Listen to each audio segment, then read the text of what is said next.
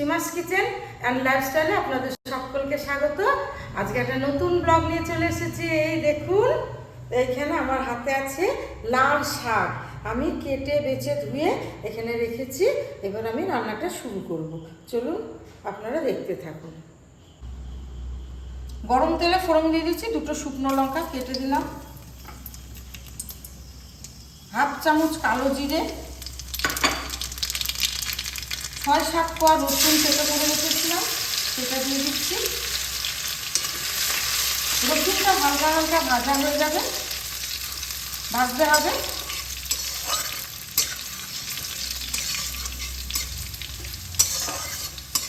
এই রসুনটা ভাজার সময় লো ফ্লেমে ভাজতে হবে, যাতে রসুনটা খুব বেশি পুড়ে না যায়। রসুনটা লালচে হয়ে গেছে।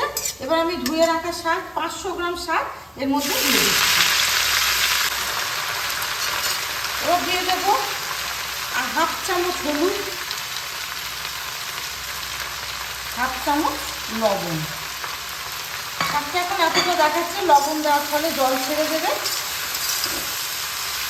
শুকছে অল্প একটুখানি হয়ে যাবে। এটা ভালোভাবে মিশিয়ে নিয়ে আমি একটা ঢাকনা চাপা দিয়ে দেবো। ঢাকনা চাপা দিয়ে 3-4 মিনিট কুক করে নেব। আর এটা মিডিয়াম ফ্লেমেই কুক করব। 3 মিনিট হয়ে গেছে। দেখুন বন্ধুরা, শাকটা থেকে কতটা জল ছেড়েছে নুন দেওয়ার ফলে। এবার এই শাকটা আমি আরও 3-4 মিনিট কুক করে নেব।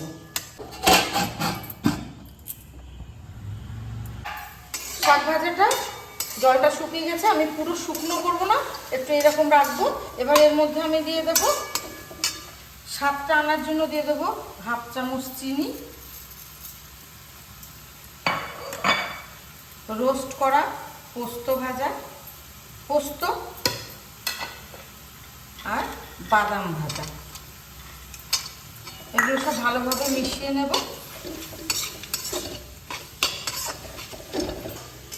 বাঙালি বাড়িতে দুপুরবেলায় কিছু না কিছু শাক ভাজা থাকলে খাবারটা একদম জমে যায়। ঠিক এইভাবে শাক ভাজা করে আপনারা খাবেন, দেখবেন খুব ভালো লাগবে। শাক ভাজা, লাল শাক ভাজা একদম রেডি।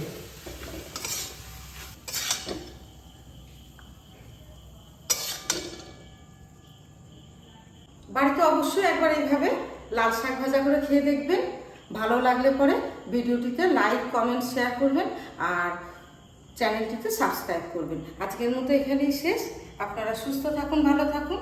আবার দেখা হবে নেক্সট ব্লগে।